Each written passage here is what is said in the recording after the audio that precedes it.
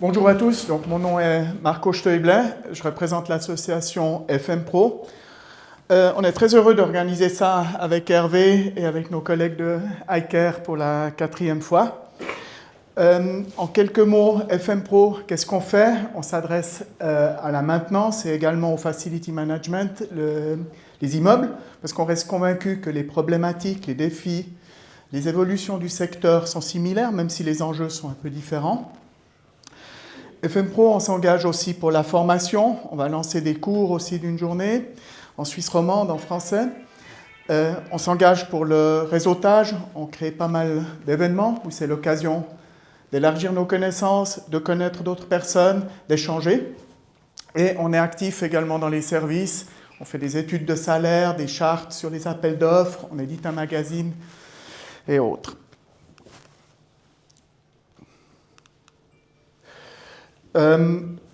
Vous êtes chaleureusement bienvenus pour vous inscrire aussi chez FM Pro, pour vous engager pour la reconnaissance de la branche. On est une des seules associations en Suisse actives dans le domaine de la maintenance. Le but est aussi d'augmenter la qualité des prestations, en fin de compte, de s'engager pour la formation.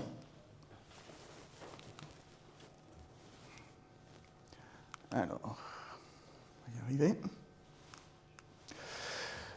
Pour nos prochains événements, vous êtes bienvenus. On a cet après-midi le FM Pro Connect qui a lieu ici. Vous pouvez encore vous inscrire sur le moment. On va parler du facteur humain, en quoi les équipes, l'humain, contribuent au succès d'une politique, d'une stratégie d'exploitation ou de maintenance. On sera présent également dans 3 semaines au Salon Rennes, qui est un grand salon immobilier à Lausanne, parce qu'on est convaincu aussi que c'est dans le dialogue et puis en parlant à nos cousins de l'immobilier, de la maintenance et autres qu'on va progresser. Puis on lancera des cours prochainement, FM Pro Academy, où on parlera notamment de modèles d'organisation, comment est-ce qu'on organise une structure en charge de la maintenance de bâtiments. On a aussi d'autres événements, vous les découvrirez sur un petit flyer qu'on vous remettra à la sortie. Donc, vous pourrez regarder ça sur notre calendrier. Et des visites, des webinaires et autres. Et puis, on va passer tout de suite dans le vif du sujet. Je suis très fier de vous présenter notre partenaire Romain Bouvy de l'INEOPI qui va nous parler d'intelligence artificielle.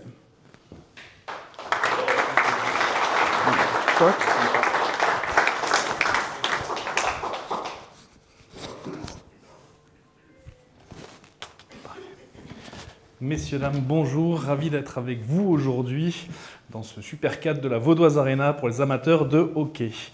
Alors, l'intelligence artificielle, on en entend beaucoup parler.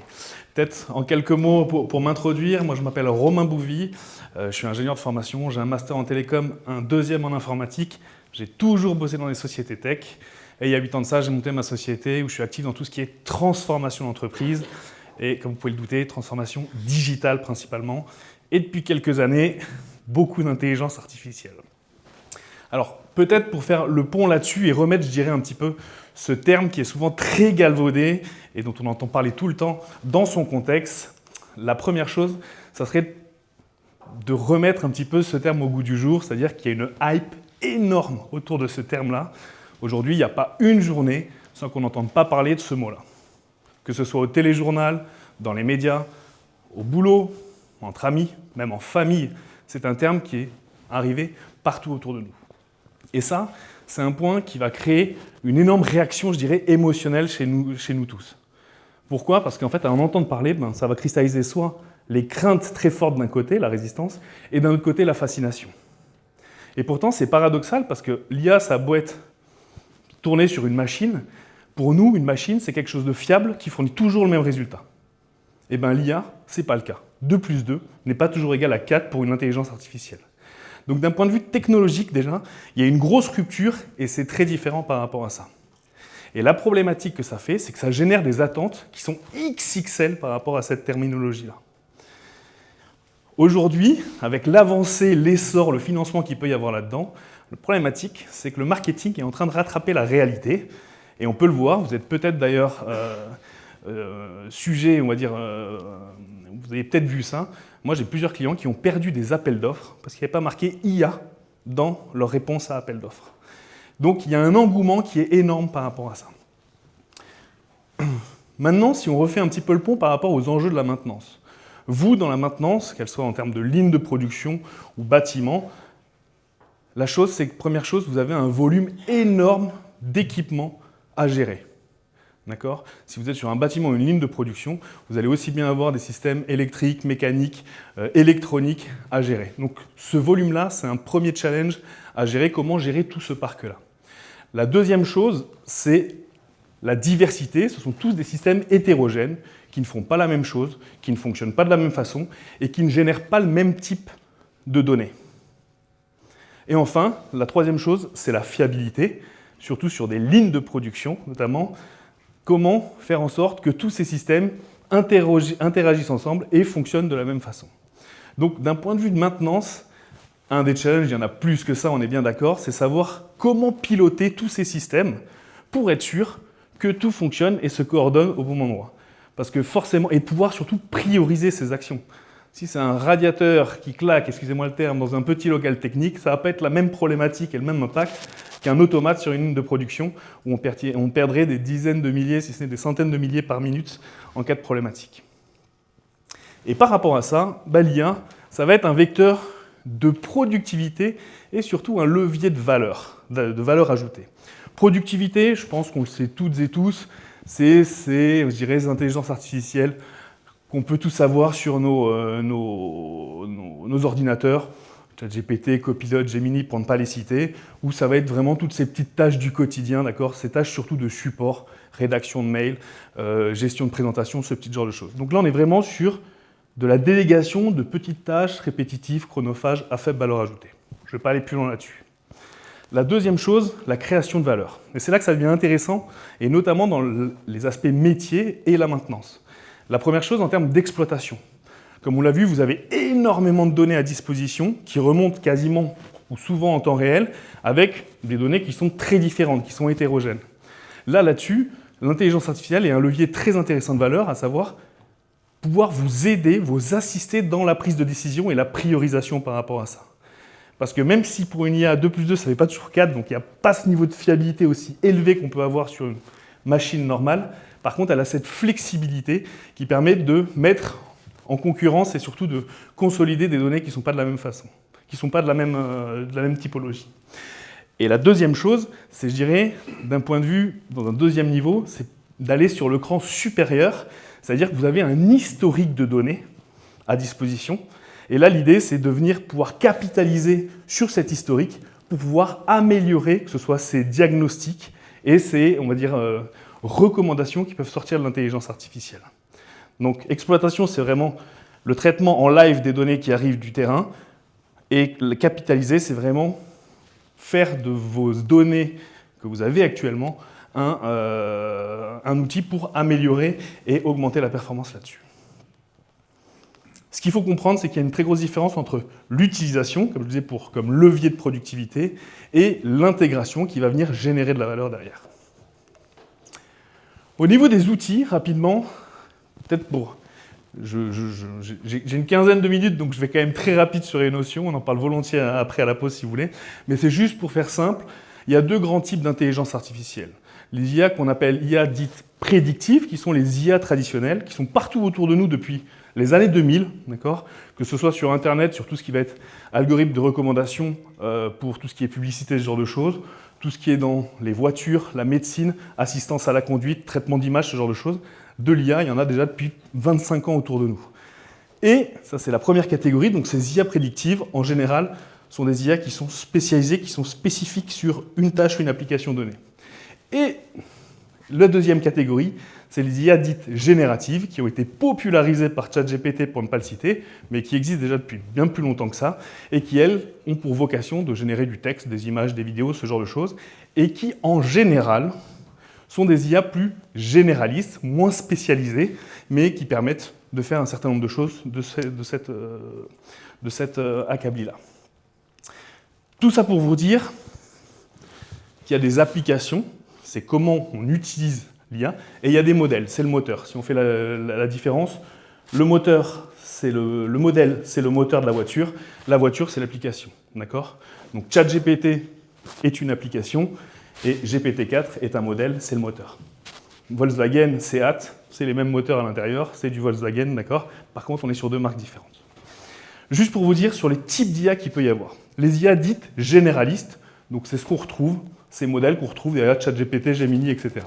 Leur grande force, c'est la polyvalence. Elles ont quasiment été entraînées avec le savoir universel, on va dire ça comme ça, et on peut leur demander aussi bien une recette de cuisine que lui demander un code d'erreur sur un système qui est une machine qui est suffisamment connue.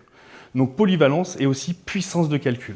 Elles ont des capacités de raisonnement et on le voit si vous l'utilisez régulièrement ce type d'outil, on voit que ça s'améliore de façon énorme.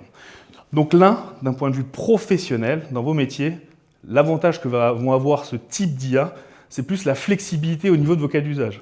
Un jour, je veux faire un mail, une autre fois, je veux faire un bout de stratégie. Donc, on peut faire un peu toutes choses, mais ça reste généraliste, donc non spécialisé.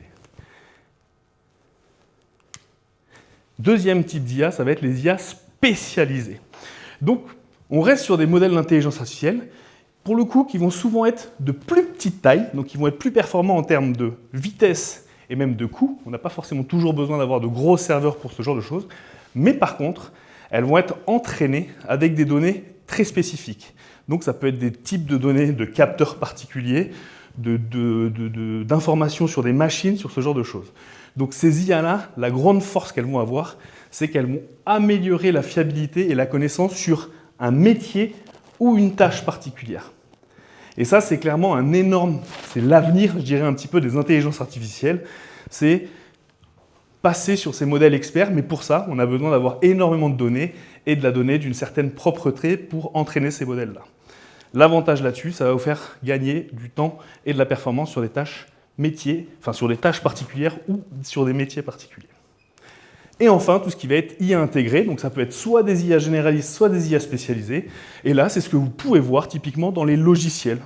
D'accord? Parce que dans SAP, dans Photoshop, dans Microsoft 365 avec Copilot, ce sont tous ces petits chatbots, entre guillemets, qui sont dans votre logiciel et qui permettent d'avoir accès, je dirais, à l'ensemble des informations dans le logiciel. Donc si je suis dans Outlook, c'est accès à mes mails, donc je peux directement lui demander de répondre à ce mail. Il va savoir que ce mail, je n'ai pas besoin de copier-coller le mail, il a accès à toutes ces informations. D'accord? Ça, c'est l'intégration. Donc on peut mettre des IA soit généralistes là-dedans, intégrés, qui ont des grosses puissances de calcul et qui font beaucoup de choses, soit des IA spécialisées. Dans tous des systèmes de GMAO, ce genre de choses, il peut y avoir des IA spécialisées qui ont été entraînées avec des données particulières pour, en plus d'avoir accès à vos données, vont avoir des capacités de raisonnement et de décision, de proposition de décision qui sont beaucoup plus fines. Ou embarquées, intégrées. Il faut bien comprendre qu'une IA, ça n'a pas besoin d'avoir un énorme serveur gigantesque sur le cloud pour tourner. Il y a des toutes petites intelligences artificielles qui tournent soit sur des ordinateurs, soit même sur, entre guillemets, des hardware de capteurs de vidéos. Je donne un exemple assez régulier. Sur des lignes logistiques, par exemple, sur des caméras, des IA qui sont là et qui vont détecter si un paquet est défectueux ou non. Alors, il y a des systèmes sans IA qui ont permis de le faire par le passé, mais c'est clairement augmenté là-dessus. Et l'IA est directement embarquée sur cette caméra. Par contre, qu'est-ce que fait l'IA? Elle dit juste déformer, pas déformer. C'est tout. Mais on arrive à des niveaux de fiabilité qui sont très très hauts. Ne lui demandez pas une recette de cuisine, elle ne saura pas le faire. D'accord? Donc, voilà un petit peu le panorama là-dessus. Et comme je disais, attention, il y a les applications, c'est ce qu'on en fait, et le moteur qu'il y a derrière. Maintenant, cas d'usage et recommandations. Alors, cas d'usage courant, je l'ai dit tout à l'heure, du mail, etc., avec ces chatbots généralisés, ChatGPT, etc. Maintenant, en termes de maintenance et d'assistance métier, ce qu'on peut voir par rapport à ça, il y a pas mal de choix. Vous avez, comme on le disait, beaucoup de données qui remontent. L'IA, à quoi elle pourrait être utilisée? Notamment, et je sais que parmi SOA People, iCare, etc., ils sont en train de grandement travailler sur ce genre de sujet. Il y a même des choses qui arrivent très prochainement. Première chose, c'est la gestion des données. Est-ce que mes données sont à jour? Est-ce qu'il y a des doublons de mes données? Donc tout ce qui va être le cleaning de données et également la catégorisation de la donnée. Là, l'IA est un formidable outil sur des données en live pour pouvoir dire qu'est-ce qui peut être fait, pas fait, et est-ce que la donnée est fiable ou pas. Un deuxième point, ça va sur tout ce qui va être la gestion de la maintenance notamment, se dire j'ai une problématique, surtout sur des IA intégrées et entraînées avec les données que vous avez dans vos GMAO, ce genre de choses, c'est de se dire, j'ai une problématique sur cette machine, vous ressortir la liste de toutes les pannes, les interventions, les pièces, mais également de vous faire un diagnostic en prenant en compte tout ce qui est interconnecté avec cet équipement-là. Parce que peut-être que la cause racine du problème, ce n'est pas l'équipement lui-même, mais c'est quelque chose en amont ou en aval qui pose souci par rapport à cette problématique. Ou encore sur tout ce qui va être, tout ce qui est maintenance, gestion de la maintenance, à savoir, j'ai une problématique, et c'est automatiquement vous donner des conseils en disant, on a les pièces en stock, on a ces techniciens disponibles, et dans l'agenda du client, il y a ce slot, ce temps, enfin cette partie du temps qui est disponible. Auquel cas, fluidifier, je dirais, ces phases d'intervention pour que, je dirais que toutes les planètes soient alignées en même temps. Donc, des cas d'usage, il y en a plein, vous le voyez bien, on reste sur beaucoup de l'assistance, d'accord ? Et plus on va avoir des modèles spécialisés, entraînés, etc., plus on va arriver à des niveaux de fiabilité qui vont être élevés là-dessus.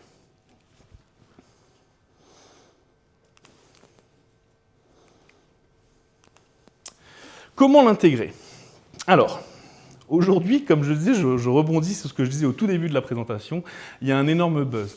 Aujourd'hui, il ne faut pas chercher à savoir quel IA intégrer, comment intégrer l'IA. Il faut déjà commencer par prioriser vos problèmes. On le fait tous, mais aujourd'hui, c'est devenu tellement un buzz qu'on confond le moyen et l'objectif. Donc, vous avez tous une série de problématiques à gérer. Voilà. Première problématique, c'est la plus grosse, celle qui nous coûte le plus cher, qui est la plus qui nous prend le plus de temps, ce genre de choses. Ok, on a ça. Maintenant, est-ce que l'IA reste juste un outil? Est-ce que l'IA peut nous aider là-dessus? Oui, non, oui, aller dans de l'IA, non.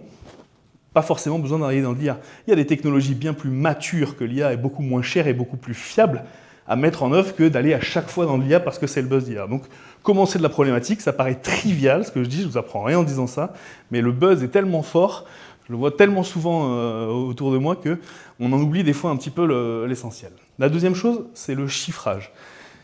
Aujourd'hui, il faut savoir qu'une IA, le marché, encore une fois, avec tous ces outils mis à disposition gratuitement, sans connaître ce que c'est, on a tendance à croire que ça ne coûte pas très cher. Or, une IA, ça coûte cher, voire même très cher. Et alors, si en plus, on n'a pas fait tous ces calculs de retour sur investissement, d'investissement, etc., ça va poser énormément de problèmes. Surtout que ça évolue très très vite. Ce qui n'était pas possible il y a un an est possible aujourd'hui. Donc, il y a quand même un aspect qui est important là-dessus, et vous devez monter en compétence par rapport à ça. Et justement, je pense qu'un des points et une des recommandations que j'ai, c'est que vous avez des fournisseurs, des partenaires qui sont dans la tech, qui intègrent l'IA. Posez-leur la question. Plutôt que de faire ce boulot-là, c'est eux, et je le disais tout à l'heure, avec RSO People, ils sont en train de travailler sur des solutions d'IA, ce genre de choses. Posez-leur la question, qu'est-ce que vous mettez en place, qu'est-ce qui va venir, et vous, ça va vous permettre de vous dire en quoi, dans votre métier, vous allez pouvoir intégrer plus facilement ce type de technologie. Et enfin, à quoi faire attention? Je vais repousser quelques portes ouvertes, mais en effet de la sécurité. Si vous avez des données sensibles, attention, forcément, si surtout en plus vous avez potentiellement de la propriété, soit intellectuelle, du brevet, ce genre de choses, attention où est-ce que sont stockées les données. Deuxième point, interopérabilité. À chaque fois, je trébuche quand je le prononce. Donc, vos systèmes doivent pouvoir connecter, mais ça, vous le savez très bien, entre les différents systèmes que vous pouvez avoir en production, il faut y penser. Et je reviens sur le maître mot, le retour sur investissement. Aujourd'hui, lancez des pilotes, essayez des choses, gagnez en maturité sur qu'est-ce que cette technologie, qu'est-ce que ça peut vous apporter, et allez-y petit à petit plutôt que d'essayer d'intégrer de l'IA de bout en bout dans un processus. C'est utopique. Et alors là, en plus, je suis ravi d'être en face de gens qui sont sur la maintenance de la production, ce genre de choses. Vous n'êtes pas dans du marketing ou une petite déviance. Ouais, c'est pas grave, ça passe. D'accord? Comme je le dis, 2 plus 2 n'est pas égal à 4 pour une IA. Donc dans votre domaine, il y aura toujours besoin de systèmes hautement prédictifs qui suivent une logique concurrente où vous pouvez retracer et pouvoir avoir une vision réellement sur par où c'est passé et éviter d'avoir l'effet black box. Pour finir, s'il vous plaît, on ne confond pas le moyen et l'objectif. Et le mot de la fin, l'enjeu, c'est plus de savoir s'il faut l'utiliser, mais de savoir comment bien l'utiliser. Et là-dessus, vous avez des bons partenaires autour de vous pour le faire. Et donc, si vous voulez en savoir plus, n'hésitez pas à me rajouter sur LinkedIn, je suis assez actif là-dessus. Et je laisse la parole à Hervé pour tout ce qui est partage d'expérience avec Duracell. Merci.